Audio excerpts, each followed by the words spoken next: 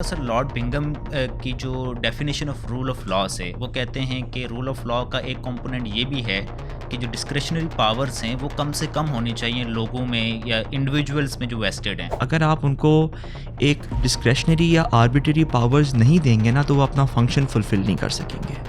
उनको हर जगह बैकलैश आएगा, उनको हर जगह अप्रूवल्स की ज़रूरत मिलेगी, वो हर जगह एक काम को बिल्कुल कंक्लूड नहीं कर सकेंगे। जहाँ भी किसी के पास अनफेटेड पावर आ जाती है बियॉन्ड द स्कोप जो उसने काम करना है तो वो मिसयूज़ की जाती है। आपके मुताबिक एक लॉयर की लाइफ कैसी है? एक लॉयर कितना अर्न कर सकता है, कितना कमा सकता है, अपना घर अच्छे से चला सकता है? करप्शन का एलिमेंट है कि आपके पास एक पावर है बट आप उसे मिसयूज़ कर रहे हैं, इसको किस तरह से रिड्यूस किया जा सकता है? FIA के पास पावर नहीं है कि वो इंक्वायरी की स्टेज पे किसी की भी एसेट्स फ्रीज करे, मगर FIA करती है।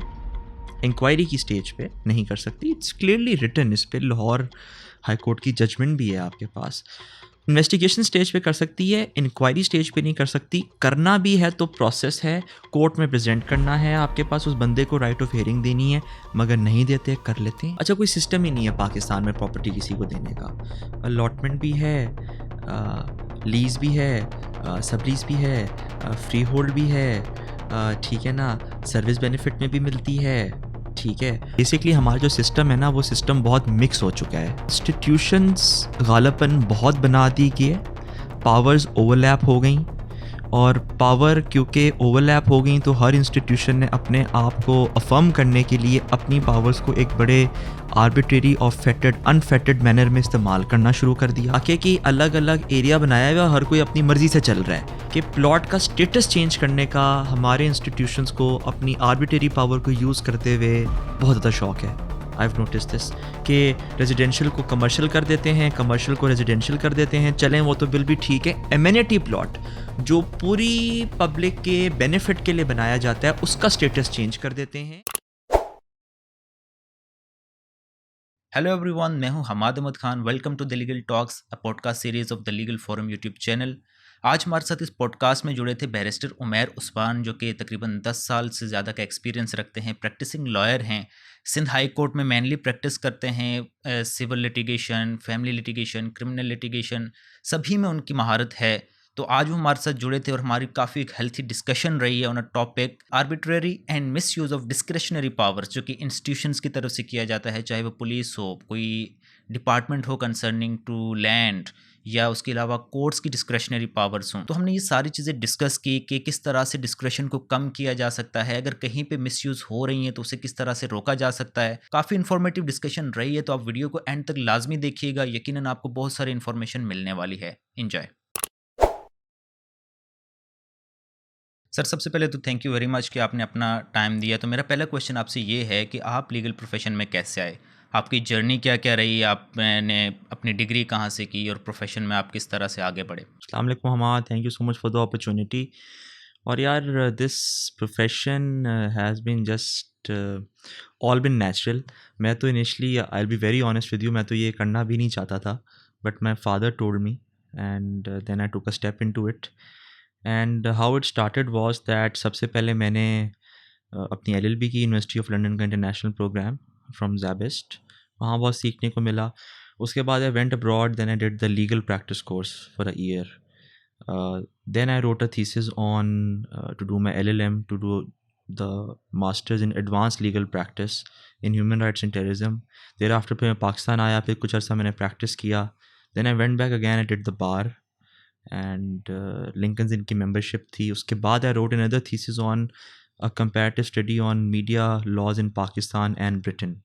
और फिर उसके बाद एक मीडिएशन कोर्स भी किया था ADR ODR इंटरनेशनल के। Thereafter I came back formally and I started practicing. So it's been a while and it's been a very nice journey up till now. तो सर, आपने डिफरेंट थीसिस की बात की, 2 से 3 आपने थीसिस की बात की, तो हम ये कह सकते हैं कि आपने 2 LLM किए हुए हैं और उसके अलावा बार किया हुआ है। और आपने ये सब कौन सी यूनिवर्सिटी से किया, कौन से कंट्री से किया?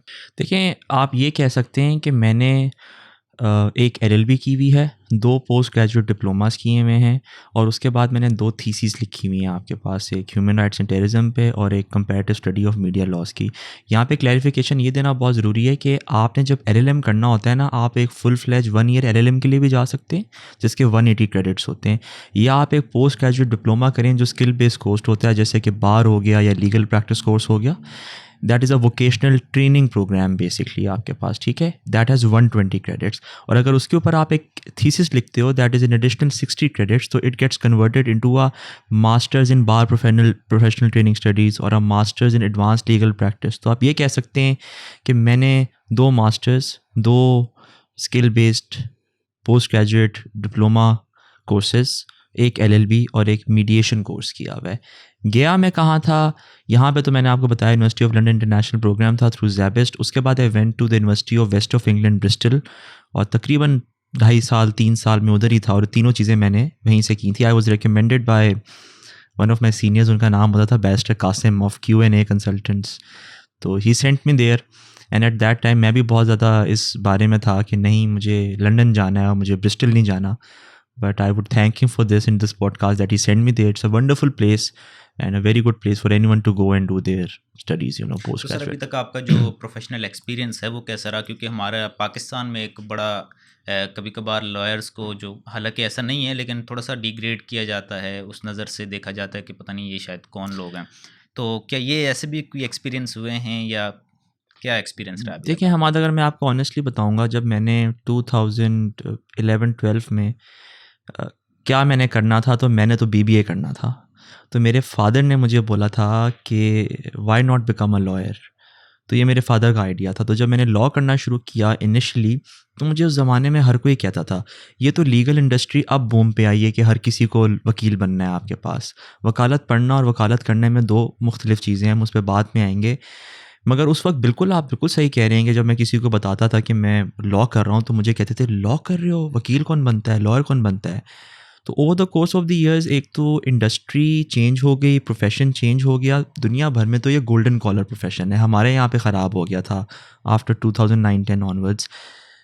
और ये मैं आपको ज़रूर बता दूं कि इट इज़ वेरी रिवॉर्डिंग, ठीक है, but it requires a lot of hard work and determination. जब मैं ये कहता हूँ, मैं ये नहीं कहता कि किसी और काम में मेहनत नहीं लगती। देखें, ज़िंदगी में आपने किसी भी चीज़ में कामयाब होना है।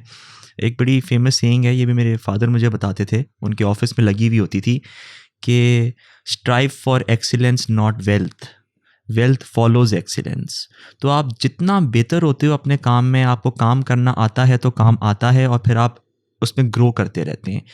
तो अगर आप मुझसे ये पूछेंगे कि कैसा रहा, मैं आपको ये ज़रूर बोलूँगा कि बहुत मेहनत रही and still a long way to go, अभी भी बहुत आगे मेहनत करनी है। But to make a space for yourself in this industry it requires a lot of effort, a lot of work and you should be ready for that. और आपको कहीं ना कहीं अपनी पर्सनल लाइफ, अपने पर्सनल हॉबीज़, अपनी personal चीज़ें compromise तो करनी पड़ती हैं। That is a true time reality. Manage करना होता है, टाइम देना होता है आपको कोर्ट्स में भी, उसके अलावा नेक्स्ट डे की जो प्रिपरेशन है उस पर भी काफ़ी टाइम। तो फैमिली लाइफ और वर्क लाइफ बैलेंस थोड़ा सा आई थिंक कॉम्प्रोमाइज़ हो ही देखिए, जाता मैं है। जैसे इंग्लैंड में रहा ना, इंग्लैंड में था क्या, जो लीगल सिस्टम है ना वहाँ का हमारे लीगल सिस्टम से एफिशिएंट है। हमारा लीगल सिस्टम थोड़ा सा इनएफिशिएंट है, ये तो कोई नई बात नहीं है, सबको पता है। तो उसकी वजह से होता क्या है कि जो जनरली एक बहुत मेहनत कश काम है ना, वो डबल उसमें मेहनत हो जाती है। आप एग्जांपल लें कि क्योंकि पेंडेंसी ऑफ केसेस इतनी ज़्यादा है और आप एक केस की तैयारी करके जाते हैं, आपकी बारी नहीं आती, आपको डेट मिल जाती है, आप उसकी फिर तैयारी करेंगे, फिर एक दिन वो चलेगा, तो इवेंचुअली एक टाइम आता है कि आपकी चीज़ें पाइलअप हो जाती हैं और आप तैयारी कर करके बार बार एक ही चीज़ के ऊपर आप थक जाते हैं। मगर यही तो डिटर्मिनेशन होती है कि आपने हर बार तैयारी करके जाना है, जब भी आपको अपॉर्चुनिटी मिले यू आर्ग्यू इट। तो वर्क लाइफ बैलेंस मैं बोलूँगा कि अगर आपने इन द ट्रू सेंस आपने वकालत करनी है, you want to become a lawyer, you want to become a litigator, you want to go to court, तो कहने की बातें हैं, मगर वर्क लाइफ बैलेंस तो बिल्कुल आपकी कॉम्प्रोमाइज़ होती है। एंड एक अच्छा वकील बनने के लिए ना सिर्फ मेहनत और स्किल की ज़रूरत है, मगर आपकी family should be very supportive as well in terms of your parents, your wife, your life partner, your children, and that is how it goes. And अगर ऐसा है और आप मेहनत करने को तैयार हैं और आप स्ट्रगल करने को तैयार हैं, क्योंकि बहुत लंबा चौड़ा स्ट्रगल है ये, ठीक है, अभी जिस स्टेज में मैं आ गया, मैंने एक जो मेजर स्ट्रगल था मैंने वो निकाल लिया, मगर अभी भी स्टिल अ स्ट्रगल, अभी भी रोज़ आपको बहुत, it's a battle every day. तो बिल्कुल family support and hard work life balance, जहाँ तक आप मुझसे पूछ रहे हैं, सच्ची बताऊँ, बहुत मुश्किल है मेंटेन करना और नहीं हो पाता।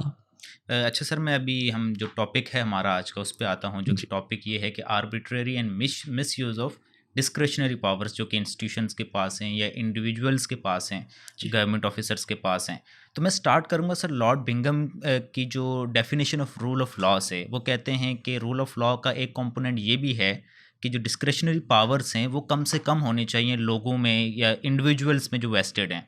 तो आप इससे किस हद तक एग्री करते हैं या किस हद तक डिसएग्री करते हैं? कोई रेलिवेंसी है rule of law and discretionary powers की? Obviously he is a very famous justice. मैं इतना अरसा इंग्लैंड में रहा, जब मैं इंग्लैंड में था तो मेरी लॉर्ड न्यूबर्गर जो उस वक्त के चीफ जस्टिस थे, उनसे भी मुलाकात हुई एक लिंकन्स इन के सेशन में। ये ब्रेग्जिट का टाइम है, जब उन्होंने ब्रेग्जिट की जजमेंट लिखी नहीं थी, उन्होंने लिखनी थी, एंड मेरी उनसे एक कैंडिड आधे घंटे की डिस्कशन हुई, कन्वर्जेशन हुई।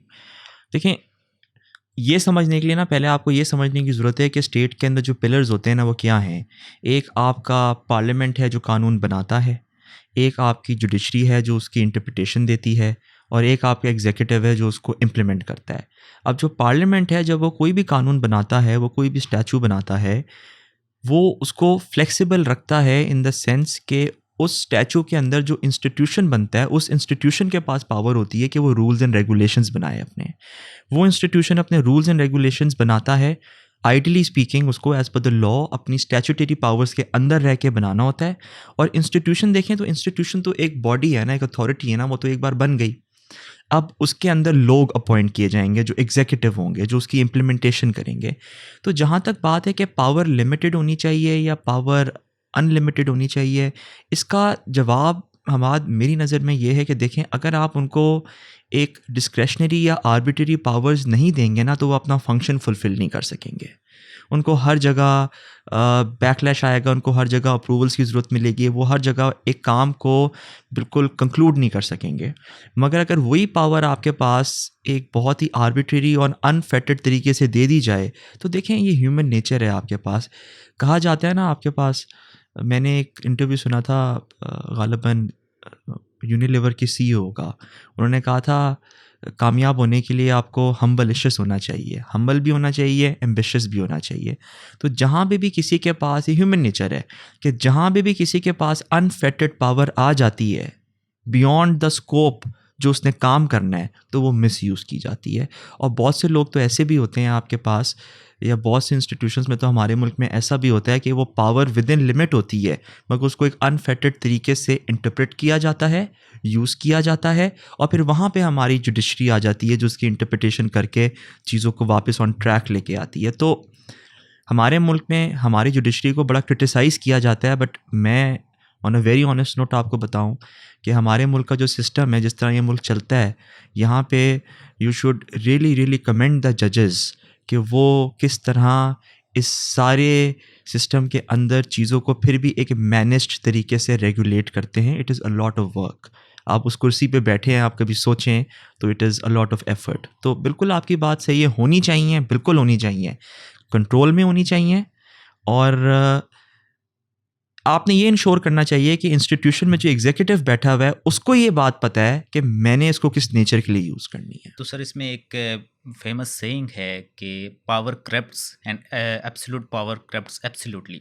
तो यहाँ पे हम जो करप्शन का एलिमेंट है कि आपके पास एक पावर है बट आप उसे मिसयूज़ कर रहे हैं, इसको किस तरह से रिड्यूस किया जा सकता है? क्या हमें कॉमन लॉ सिस्टम जैसे कि हमारा अभी है, क्या ये इसमें फिट हो सकता है, या हमें सिविल लॉ जुरिस्डिक्शन जैसा, जहाँ पे लेजिस्लेचर जो है वो हैवीली लेजिस्लेट कर रहा होता है, रोज़ की बेसिस पे हर मसले को लेजिस्लेट किया जाता है, हमें वो मॉडल चाहिए या कॉमन लॉ मॉडल में भी हम इसे रिड्यूस कर सकते हैं? असल में पता है बात क्या है, पाकिस्तान जब आज़ाद हुआ ना, हम एज अ कॉमनवेल्थ नेशन आज़ाद हुए, ठीक है। तो बहुत अरसा तो हम जो क्वीन थे उनके अंडर आते थे, फिर गालिबन वो ख़त्म हुआ, और फिर एवेंचुअली हमारा कॉन्स्टिट्यूशन अपना बड़ा लेट बना। इंडिया ने तो बहुत पहले अपना कॉन्स्टिट्यूशन बना लिया था। तो हम आज भी ना एक कॉमनवेल्थ स्टेट के तौर पे एक कॉमनवेल्थ सिस्टम पे चलते हैं, मगर पाकिस्तान में मेरी नज़र में, in my humble opinion, problem क्या ये आ गई कि जो हमारे कॉन्स्टिट्यूशन में अमेंडमेंट्स हुई, हमने ना बेसिकली हमारा जो सिस्टम है ना वो सिस्टम बहुत मिक्स हो चुका है, ठीक है। उसके अंदर कुछ एलिमेंट एक कॉमनवेल्थ सिस्टम के हैं, जैसे कि ब्रिटेन चलता है आपके पास, जहाँ पे प्राइम मिनिस्टर सुप्रीम होता है। कुछ उसके अंदर एलिमेंट्स आपके पास एक अमेरिकन सिस्टम के आ गए हैं, जहाँ पे प्रेसिडेंट सुप्रीम होता है। अमेंडमेंट्स कुछ ऐसी हो गई हैं हमारे कॉन्स्टिट्यूशन के अंदर। फिर उसके अलावा इंस्टीट्यूशंस गालबन बहुत बना दी गई है, पावर्स ओवरलैप हो गई, और पावर क्योंकि ओवरलैप हो गई तो हर इंस्टीट्यूशन ने अपने आप को अफर्म करने के लिए अपनी पावर्स को एक बड़े आर्बिट्रेरी और फेटेड अनफेटेड मैनर में इस्तेमाल करना शुरू कर दिया। इस सब की इंटरप्रिटेशन जुडिशरी ने करनी थी। तो आप समझें, इसके अलावा Pakistan eight the end of the day is Islamic Republic of Pakistan. तो आपका शरीयत का एक बड़ा इंपॉर्टेंट रोल है, हम सब मुसलमान हैं, एक वो कोड्स भी हैं आपके पास। तो ओवरऑल एक ऐसा सिस्टम बन चुका है जहाँ पे हर सिस्टम अपने आप को प्रोटेक्ट करने के लिए और अपने एग्जीक्यूटिव को प्रोटेक्ट करने के लिए और अपना फंक्शन फुलफ़िल करने के लिए दूसरे इंस्टीट्यूशन के साथ ही एक रिवॉल्ट में आ जाता है। तो इसकी वजह से होता है क्या, जो हमारी जुडिशरी है उनका काम और मुश्किल हो जाता है। यानी हमने अपनी लेजिस्लेशन की एक, ये कह सकते हैं कि खिचड़ी बना दी है, या मल्टीपल कश्तियों के सवार हो गए, ना इधर के रहे ना उधर के रहे। क्या आप इस बात से एग्री करेंगे? बस अमाद, मेरी नज़र में हुआ ये कि जब भी आप जितनी भी दुनिया में कामयाब मुल्क देखें ना, आप जापान की एग्जांपल ले लें, उन पर 2 एटॉमिक बॉम्ब गिर गए, आज कितने कामयाब हैं। आप इंग्लैंड की एग्जांपल ले लें, आप इस रिगार्ड में तो आप इंडिया या बांग्लादेश की एग्जांपल भी ले लें। देखें, कंसिस्टेंसी होती है एक, जब भी कोई गवर्नमेंट चेंज होती है। एक डेमोक्रेटिक सिस्टम कामयाब कब होता है? एक डेमोक्रेटिक सिस्टम कामयाब तब होता है कि जो उस डेमोक्रेटिक सिस्टम का हिस्सा बनते हैं, जब भी पावर चेंज होती है, जब भी गवर्नमेंट चेंज होती है, जो पॉलिसीज़ होती हैं ना वो लॉन्ग रन के लिए बनाई जाती हैं। हमारे यहाँ पे प्रॉब्लम क्या है कि एक तो कंसिस्टेंसी ऑफ डेमोक्रेटिक सिस्टम नहीं है, पहली बात। और दूसरी बात, अगर वो आता भी है तो वो सिर्फ जो लोग आते हैं वो उस टेन्योर का सोचते हैं जिस टेन्योर के लिए वो आते हैं। तो देयर इज़ नो कंटिन्यूएशन। अब जब कंटिन्यूएशन नहीं होती ना, तो होता क्या है कि जो इंस्टीट्यूशंस हैं बनते हैं, टूटते हैं। अब रिसेंटली आप ये पाकिस्तान मेडिकल कमीशन और Pakistan medical and dental council की एग्जांपल ही ले लें। एक चीज़ आती है, दूसरी चीज़ जाती है, एक चीज़ आती है, दूसरी चीज़ जाती है, रूल्स बनते हैं, चेंज होते हैं, जिसकी वजह से होता क्या है, आप सोचें ना कि गवर्नमेंट भी हैंड्स चेंज कर रही है, इंस्टीट्यूशंस भी बन रहे हैं, वो चेंज हो रहे हैं, उसके अंदर के लोग भी बन रहे हैं, चेंज हो रहे हैं, आ रहे हैं, जा रहे हैं, और policies and rules and regulations भी चेंज हो रहे हैं। तो क्लैरिटी ऑफ थॉट नहीं रहती है आपके पास, और हर मामला इसी वजह से एंड्स अप इन कोर्ट। और कोर्ट देखें, कोर्ट का काम है इंटरप्रिटेशन करना उन चीज़ों की जहाँ पे ज़रूरत है। कोर्ट का काम ये नहीं है कि जो चीज़ बिल्कुल क्लियर कट है, जहाँ पे एक क्लियर कट बात लिखी गई है, उसको उस तरह आपने अप्लाई करना है, उसकी भी इंटरप्रिटेशन करना। जुडिशरी पे बर्डन बढ़ जाता है आपके पास, एंड हेंस अनफॉर्चुनेटली जो हालात हैं आज वो इस वजह से हैं, मेरी नज़र में, मेरे ओपिनियन में। पीएमडीसी वाली जो आपने एग्जांपल दी, उससे तो मैं काफ़ी रिलेट भी कर सकता हूँ, बिकॉज मेरे काफ़ी सारे क्लासमेट थे जी, जिन्होंने, मैंने भी बेसिकली प्री मेडिकल से अपना इंटरमीडिएट कंप्लीट किया। तो उनको एक क्लियरिटी ही नहीं थी कि उनको सिलेबस कवर कौन सा करना है, जो मेडिकल की तरफ जा रहे थे, टेस्ट दे रहे थे। बिकॉज जब हम पढ़ रहे थे तो पीएमडीसी था, जैसे ही उन्होंने डिग्री अपनी एग्ज़ाम्स वगैरह दिए, रिजल्ट्स आने लगे, और वहाँ से पीएमडीसी ख़त्म होके पीएमसी हो गया, और पूरे पाकिस्तान का सिलेबस एक साथ हो गया, यूनिफाइड हो गया कि जी, आपने एक ही तरह का सिलेबस पढ़ना है। देन जब उन्होंने वो तैयारी की, कुछ अरसे बाद दोबारा से पीएमडीसी बहाल हो गया। जी, जी, तो ये जी, एक जी। मैं इस चीज़ को रिलेट कर सकता हूँ। अच्छा सर, मेरा नेक्स्ट क्वेश्चन डिस्क्रिप्शन यहाँ पे मैं आपको एक चीज़ ऐड जी। करूँ, देखें, असल में जो प्रैक्टिस होती है ना, प्रैक्टिस करने के बहुत से तरीके होते हैं। You can practice for status, you can practice for power, you can practice for political purposes, you can practice for the sole purpose of practicing as a practitioner. ये आपको फैसला करना पड़ता है जब आप इस पेशे में आते हैं, क्योंकि बहुत से कॉम्प्रोमाइज़ करने पड़ते हैं आपको। मैंने अपनी प्रैक्टिस रखी for the sole basis as a practitioner कि वकालत करनी है, वकालत के तौर पे, और जो राइट्स प्रोवाइड की गई हैं हमारे इंडिविजुअल्स को, उनको प्रोटेक्ट करने की पूरी कोशिश करनी है। देखें, आप किसी भी बच्चे से पूछेंगे ना आज क्या वकील क्यों बनना चाहते हो, मैंने 6 साल पढ़ाया है आपके पास, मैं ज़ैबिस की फ़ैकल्टी भी रह चुका हूँ, मैं थीमस की फ़ैकल्टी भी रह चुका हूँ, मैंने बेतहाशा इंटरव्यूज़ कंडक्ट किए हैं। आज प्रोफेशन में जो मेरे साथ के होते थे वो माशाल्लाह से जो प्रैक्टिस में आ गए हैं। वो एक उस दिन मैं केस में गया हुआ था, मेरे अगेंस्ट मेरा एक स्टूडेंट था, ठीक है। तो it's a very proud feeling. बात आपके पास सिर्फ इतनी सी होती है कि मैंने इस चीज़ को इंश्योर किया, जैसे कि अब आप पीएमडीसी का हवाला ले लें, ठीक है।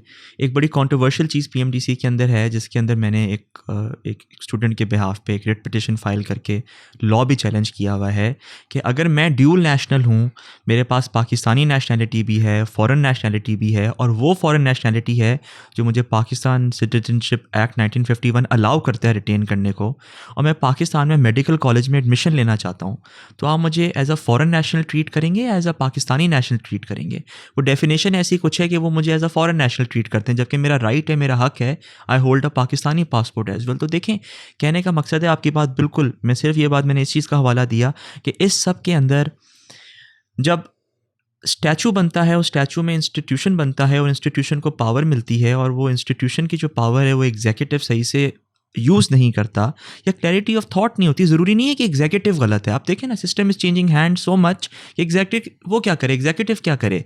वो तो एक गवर्नमेंट ऑफिसर है, वो तो अपनी नौकरी कर रहा है आपके पास at the end of the day. ये ऊपर से थॉट प्रोसेस आता है। तो इसमें सफ़र कौन करता है? इसमें सफ़र इवेंचुअली, अगर कोई एजुकेशनल सिस्टम है या एजुकेशनल बॉडी है, तो स्टूडेंट सफ़र करते हैं। तो मेडिकल स्टूडेंट्स ने बहुत सफ़र किया है तो आपके सर, आप पास। पीएमडीसी के किसी केस की जिक्र कर रहे हैं, तो जी। इसके फैक्ट्स क्या हैं? मतलब थोड़ा सा अगर केस के बारे में कुछ बताएं तो। इसके थोड़े से फैक्ट्स आपके पास सिर्फ ये हैं कि एक ऐसा इंडिविजुअल है जो पाकिस्तानी नेशनल भी है और फॉरेन नेशनल भी है, एक और फॉरेन नेशनैलिटी भी होल्ड करता है। वो फॉरेन नेशनैलिटी होल्ड करता है, वो पाकिस्तान सिटीजनशिप एक्ट 1951 के तहत उसको होल्ड करने की इजाज़त है। He can be a dual national. जब वो अप्लाई करने आया तो उन्होंने उसको बोला कि आप तो फॉरेन नेशनल हैं, आप फॉरेन सीट पे अप्लाई करेंगे। मैं बिल्कुल सादी ज़बान में बता दूं आपको, ताकि सब सुनने वालों को समझ आए। जबकि उसने ये कंटेस्ट किया कि नहीं, मैं उस पर नहीं करना चाहता, मैं लोकल कोटा पे अप्लाई करना चाहता हूँ, मैं पाकिस्तानी नेशनल हूँ आपके पास। उन्होंने उसको नहीं करने दिया, उसको ज़बरदस्ती फॉरेन नेशनल वाली सीट पे अप्लाई करना पड़ा। फ़र्क बहुत है फ़ीस का। अगर आप as a foreign national apply करते हैं तो फ़ीस इज़ अराउंड 17, 18, 19, $20,000। अगर आप एज अ लोकल नेशनल करते हैं वो बहुत कम है। और उस बच्चे के फादर को मजबूरन तौर पे डॉलर्स में फ़ीस देनी पड़ी, और वो जो डॉलर्स की फ़ीस है, डॉलर का रेट, क्योंकि देखिए ना, वही बात है, कंटिन्यूटी ऑफ सिस्टम नहीं है तो स्टेट स्टेबल नहीं है। स्टेट स्टेबल नहीं है तो जो आपकी फॉरेन एक्सचेंज है वो स्टेबल नहीं है। तो जब वो बच्चा एडमिट हुआ, अगर डॉलर 150 का था, आज 280 का हो गया, तो उसका बाप वो पैसे कहाँ से देगा? मगर वो 4th 5th ईयर में है तो उसके बाप ने उसको देना भी तो है, पढ़ाना भी तो है। तो जो पेरेंट्स हैं ना, वो इस सब में बहुत परेशान हो जाते हैं। और ये सिर्फ हमारे मेडिकल सिस्टम की बात नहीं है। मेडिकल सिस्टम के अंदर मेडिकल एजुकेशन में ये ज़्यादा हाईलाइट इसलिए होता है क्योंकि पाकिस्तान के मेडिकल कॉलेजेस बहुत अच्छे हैं, बहुत रीज़नेबल पैसों में बहुत अच्छी मेडिकल एजुकेशन है। सब अमेरिका जाते हैं, स्टेप्स देते हैं, वहाँ पे सेटल हो जाते हैं। तो ये बेसिक फैक्ट्स हैं। तो वो जो पॉइंट ऑफ लॉ है कि can you treat a dual national as a foreign national, उस पॉइंट ऑफ लॉ को मैंने चैलेंज किया। It is pending adjudication. इंशाल्लाह देखें, hope for the best. Sir, मेरा नेक्स्ट क्वेश्चन भी डिस्क्रेशनरी पावर से रिलेटेड ही है। एक स्कूल ऑफ थॉट लॉयर्स में, जो रिस्ट में भी ये पाई जाती है कि जो डिस्क्रेशनरी पावर्स हैं उन्हें रिड्यूस करके बिल्कुल ज़ीरो कर देना चाहिए। तो मेरा आपसे क्वेश्चन ये है कि क्या अगर किसी सिस्टम से जो डिस्क्रेशनरी पावर्स को बिल्कुल ख़त्म कर दिया जाए तो क्या वो सिस्टम चल सकता है, उसका फ्रेमवर्क चल सकता है? क्या वो एक रोबोटिक सिस्टम बन जाएगा या चल सकता है? हमारे एक बहुत फेमस कोट है, मुझे याद नहीं है मैंने कहाँ पढ़ी थी और मुझे किसने बताई थी, बट मैंने कहीं पढ़ी थी और मुझे किसी ने बताई थी या मैंने पढ़ी थी। उसमें लिखा हुआ था कि the law regulates the law, and when the law in itself stops regulating the law, it does not remain a law. तो गालिबन मुझे याद है मैं इंग्लैंड में था और ये कहीं लिखी हुई थी। तो मैंने इस पर बहुत सोचा, देखें, और मैं इस नतीजे पे पहुंचा, मेरा जितना भी एक्सपीरियंस है, बहुत सीनियर लोग भी हैं, लोग डिसएग्री भी कर सकते हैं, बट मेरा ये अपना पर्सनल ओपिनियन है। देखें, कानून बनता है कानून को रेगुलेट करने के लिए। अब पार्लियामेंटेरियन जो इलेक्ट होके आते हैं वो तो पार्लियामेंट में डिबेट करके एक कानून को बना देंगे। वो कानून एक अथॉरिटी बना देगा, वो अथॉरिटी अपने रूल्स एंड रेगुलेशंस बना लेगी। कानून के तहत रूल्स एंड रेगुलेशंस बने, ठीक है। अब वो जो रूल्स एंड रेगुलेशंस हैं वो किसी ने तो उनको यूज़ करना है ना, उस पार्लियामेंट्री स्टैचू की इंटेंट को असल में इन प्रैक्टिस लाने के लिए, तो वहाँ पे एग्जीक्यूटिव आ जाएंगे। अब जहाँ तक बात है कि ये वही बात है, लॉ रेगुलेट्स लॉ, और अगर लॉ रेगुलेट लॉ कानून को ही रेगुलेट करना छोड़ दे तो कानून कानून नहीं रहता। अब वो एग्जीक्यूटिव अगर ये भूल जाए कि ये कानून जो मेरे पास रूल्स एंड रेगुलेशंस के तहत पावर आई हैं, ये किस स्टैचू के तहत आई थी, उसका पर्पस क्या था, और वो उसको डिस्क्रेशनरी मैनर में इस तरह यूज़ करना शुरू कर दे कि वो ऊपर वाले कानून को जो उसका फाउंडेशन है उसी को हटा दे, तो कानून कानून नहीं रहता आपके पास। फिर वो तो वो तो आप समझें जंगल बन जाता है आपके पास कि जिसका जो दिल चाहे वो करे। तो जहाँ तक आपके सवाल का जवाब है, मैंने एग्जांपल इसलिए आपको ये दी है कि देखें, क्या अनफेटर्ड आर्बिट्रेरी डिस्क्रेशनरी पावर्स होनी चाहिए? होनी चाहिए। आप बिल्कुल उनको ख़त्म नहीं कर सकते, क्योंकि आप बिल्कुल उनको ख़त्म कर देंगे, आप वही, अब सोचें ना कि अब मुझे आपने एक पर्पस अचीव करने के लिए एक कुर्सी पे बिठा दिया एज एग्जीक्यूटिव, और आपने मुझे इतनी आपने मुझे ऐसी पावर्स दी जो चारों तरफ से मैं बंदा माऊँ, तो मैं अपनी ड्यूटी कैसे पूरी करूँगा? मैं तो फंस जाऊँगा। तो मुझे डिस्क्रेशनरी पावर आपको कहीं ना कहीं देनी पड़ेगी, मगर मुझे उस डिस्क्रेशनरी पावर को देने वालों को ये सोचना है कि वो स्टैचू की इंटेंट के लिए देनी चाहिए, और इस्तेमाल करने वाले को ये याद रखना चाहिए कि मुझे स्टैचू की इंटेंट के अंदर रह के इस्तेमाल करना चाहिए। तो law regulates law, and if the law does not regulate the law does not remain the law. ये बात थी, मैंने इसकी ये इंटरप्रिटेशन निकाली जितनी मैंने किताबें पढ़ी उसके बाद। तो बिल्कुल होनी चाहिए, मगर यहाँ पे फिर इंटेग्रिटी और क्रेडिबिलिटी का निज़ाम आ जाता है। उसकी बात आ जाती है कि मैं अगर सिविल सर्वेंट हूँ और मैं एक प्रोसेस से इलेक्ट होके आ रहा हूँ, और मैं एग्जीक्यूटिव हूँ, मैं इंस्टीट्यूशन में बैठा हुआ हूँ, मैं सरकारी मुलाजिम हूँ, तो मुझे याद रखना चाहिए कि मैंने सरकार की खिदमत करनी है, मैंने किसी और की खिदमत नहीं करनी। तो ये सब कनेक्ट हो जाता है। डिस्क्रेशनरी पावर्स होनी चाहिए, बिल्कुल होनी चाहिए, मगर ऐसे लोगों के हाथों में होनी चाहिए जिनकी इंटेग्रिटी क्रेडिबिलिटी इंटैक्ट है, और जो कंपेटिटिव हैं, जो समझते हैं कि उसका मकसद क्या है, and most of all who are loyal to the state. Sir, इसी चीज़ से रिलेटेड मेरा नेक्स्ट क्वेश्चन करंट अफेयर्स से रिलेटेड है कि हम आजकल देख रहे हैं कि प्रैक्टिस एंड प्रोसीजर बिल को लेके, प्रैक्टिस एंड प्रोसीजर एक्ट को लेके काफ़ी हंगामा हो रहा है। कभी ऑर्डिनेंस आ जाते हैं, कभी पार्लियामेंट जो है वो to achieve their own purposes वो उसको अमेंड कर रहे होते हैं। तो ऐसे सूरत हाल से आप क्या देखते हैं कि क्या पार्लियामेंट के पास, यहाँ पे पार्लियामेंट सुप्रीम है, उसके पास अल्टीमेट पावर हैं, अनलिमिटेड पावर्स हैं, या कहीं पे लिमिटेशंस होती हैं? हमारी लिमिटेशन तो आपके कॉन्स्टिट्यूशन में प्रोवाइड की गई हैं। कॉन्स्टिट्यूशन बनता ही इसलिए है कि वो लिमिटेशंस प्रोवाइड करे, और वो फ्रेमवर्क होता है कॉन्स्टिट्यूशन जिसके अंदर पार्लियामेंटेरियन ने और लेजिस्लेटर्स ने रह के फैसले करने होते हैं। ठीक है, तो बड़ी अनफॉर्चुनेट स्टेट ऑफ अफेयर्स है। देखें, मैं इस चीज़ पे कमेंट करना कि क्या सही है क्या गलत है, ये तो मुझसे बहुत बड़े जूरिस्ट हैं जो कमेंट कर भी चुके हैं, और आजकल जो आपके सामने सब चल रहा है। मगर मेरा यहाँ पे सिर्फ एक सवाल ये पैदा होता है कि अगर कॉन्स्टिट्यूशन ने एक चीज़ प्रोवाइड की हुई है, और स्पेसिफिकली प्रोवाइड की हुई है कि ये चीज़ इस तरह की जाएगी, चलें वो तो आपने उसी तरह करनी है। मगर अगर कॉन्स्टिट्यूशन ने एक चीज़ ओपन एंडेड मैनर में प्रोवाइड की गई है, तो ये पूरी दुनिया का जूरिस्प्रूडेंस है कि जो चीज़ ओपन एंडेड मैनर में प्रोवाइड की जाती है उसको आप पॉजिटिव पॉइंट ऑफ व्यू से उसकी इंटरप्रिटेशन करते हैं, आप उसकी नेगेटिव पॉइंट ऑफ व्यू से इंटरप्रिटेशन नहीं करते। तो अगर आप उसकी इंटरप्रिटेशन एक नेगेटिव पॉइंट ऑफ व्यू से करेंगे तो वो ऑटोमेटिकली आप पर्सनल गेन के लिए कर रहे हैं फिर, और अगर आप वो कर रहे हैं तो उसकी वजह से, वही मैं आपको बता रहा हूँ ना, कंटिन्यूटी ऑफ सिस्टम नहीं है, कंटिन्यूटी ऑफ थॉट नहीं है आपके पास। आप देखें पूरी दुनिया में डेमोक्रेटिक सिस्टम है, मेजॉरिटी ऑफ द दुनिया में, और वहाँ पे गवर्नमेंट्स चेंज होती हैं, मगर कंटिन्यूटी ऑफ थॉट रहती है। यहाँ पे कंटिन्यूटी ऑफ थॉट नहीं है। आपको पता है वहाँ पे कंटिन्यूटी ऑफ थॉट क्यों रहती है? क्योंकि यहाँ पे चाहे रिटन कॉन्स्टिट्यूशन हो या अनरिटन कॉन्स्टिट्यूशन हो, वो जो भी सिस्टम आता है, वो जो भी गवर्नमेंट आती है, वो जो भी पार्लियामेंटेरियन आता है, वो उस कॉन्स्टिट्यूशन को समझता है, उसके अंदर रह के फैसले करता है, तो कंटिन्यूटी ऑफ थॉट रहती है, सिस्टम डिटोरिएट नहीं होता। तो हमारे यहाँ पे अनफॉर्चुनेटली ऐसा नहीं है। जो हमारा कॉन्स्टिट्यूशन है वो हम कहते हैं सुप्रीम है, उसको सुप्रीम होना भी चाहिए। वो एक मुल्क के लिए सबसे कीमती चीज़ होती है, आपकी और मेरी राइट्स उसके अंदर हैं। मगर जहाँ पे उस कॉन्स्टिट्यूशन को फ्लेक्सिबल रखा गया था बनाने वालों की तरफ से, वहाँ पे उसकी एक पॉजिटिव इंटरप्रिटेशन की तरफ लेके जाने के बजाय उसको एक ऐसे तरीके से इंटरप्रेट किया जाता है और उसके बारे में सोचा जाता है जो एक कंट्रोवर्शियल चीज़ बन जाती है, और वो कंट्रोवर्शियल चीज़ नहीं बननी चाहिए, फिर वो जुडिशरी में आ जाती है, फिर जुडिशरी कंट्रोवर्शियल हो जाती है। तो इस वजह से मेरे नज़र में, मेरे ओपिनियन में, कि हमारे मुल्क में everyone should take a step back और सबको ये सोचना चाहिए कि towards what path we are heading. And trust me, हम जिधर जा रहे हैं हम वहाँ से वापस, मेरी ओपिनियन में, अगर हमने इस चीज़ को नहीं कंट्रोल किया हम नहीं आ सकेंगे। और आप देखें पाकिस्तान की तारीख़, एक ऐसा मुल्क जो इतना अच्छा था कहाँ से कहाँ पहुँच रहा था, वो कहाँ से कहाँ आ गया और हमारे साथ के लोग कहाँ चले गए।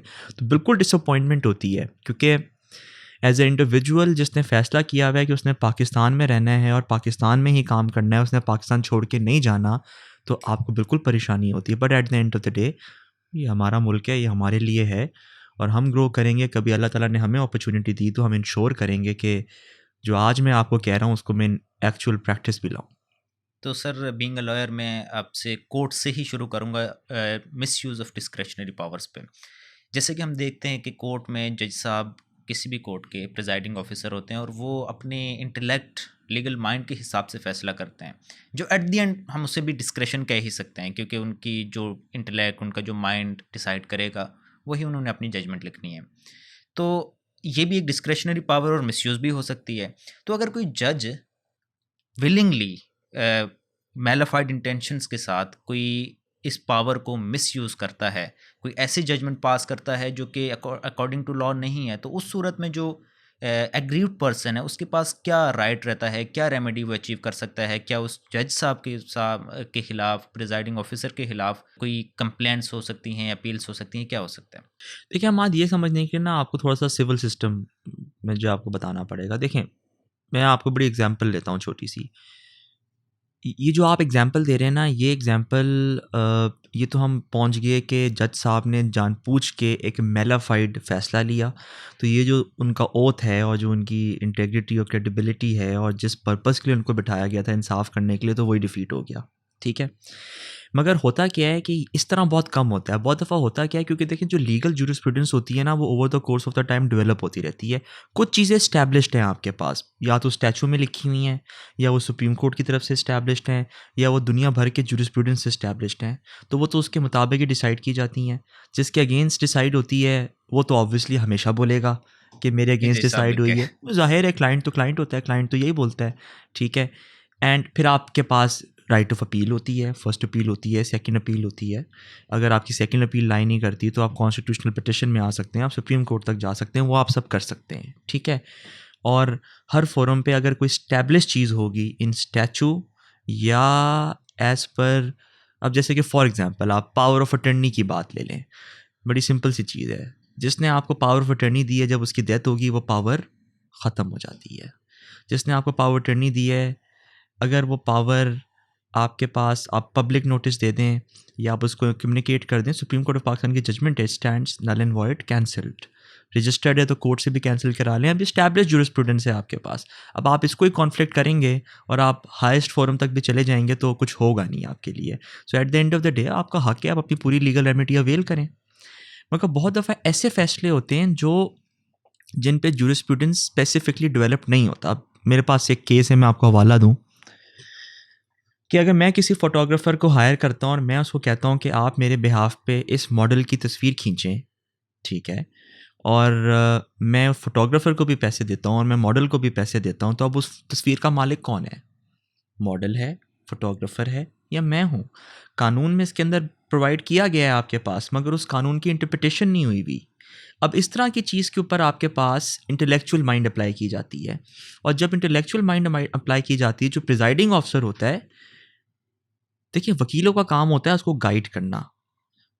उसका काम होता है कि जो वकीलों ने इसको गाइडेंस प्रोवाइड की है उसमें फेयर इंटेलेक्चुअल ओपिनियन दे के, माइंड अप्लाई करके फ़ैसला करना, वो फ़ैसला करेगा। अब वो फ़ैसला आपकी नज़र में सही भी हो सकता है, आपकी नज़र में गलत भी हो सकता है, क्योंकि वो उस पर जूरिस्प्रूडेंस नहीं डेवलप हुई भी। आप पूरा अपील का फोरम अपना यूज़ करें आप, and you might get that the higher forum does not agree with that presiding officer। तो यहाँ पे आप ये नहीं कह सकते कि उस प्रिजाइडिंग ऑफिसर की मेलाफाइड थी, वो तो लॉ डेवलप हो रहा है।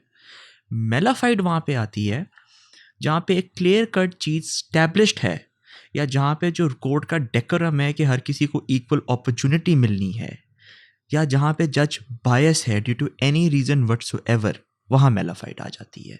और अगर वो आती है तो आप ट्रांसफ़र एप्लीकेशन फाइल कर सकते हैं, आप बोल सकते हैं कि जज इज़ बायस्ड। ठीक है ना। आप गालिबन देखें बहुत सी ऐसी चीज़ें होती हैं कि आप डायरेक्टली इल्ज़ाम नहीं लगा सकते क्योंकि आपको नहीं पता कि मे बी शायद वो इंटेलेक्चुअल माइंड ही अप्लाई कर रहा है अपनी। आप ट्रांसफर एप्लीकेशन डाल सकते हैं, but if it is very clear,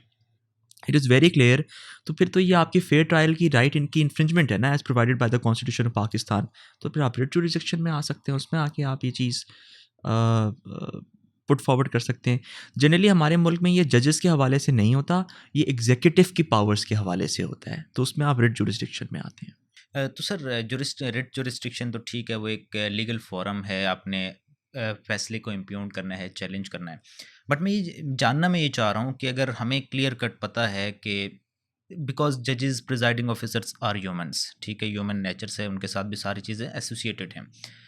कुछ और मामलात होते हैं due to some pressure, due to some लेन देन, अगर वो कोई गलत इस तरह का फ़ैसला बिल्कुल ही एडवर्स डिसीजन देते हैं, तो क्या उनके खिलाफ़ कंप्लेंट हो सकती है? क्या उनके खिलाफ़ कोई फ़ोरम ऐसा है जहाँ पे जाया जा सकता है?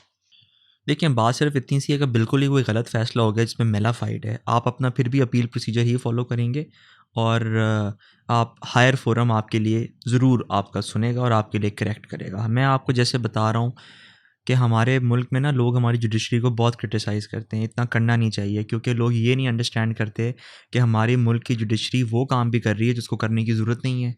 एक चीज़ सीधी-सीधी लिखी हुई है और वो उसी तरह करनी है, और जब पार्लियामेंटेरियंस भी उसको कंट्रोवर्शियल बना देते हैं और वो पावर जिसको मिलती है वो भी उसको कंट्रोवर्शियल बना देता है, तो जुडिशरी क्या करे?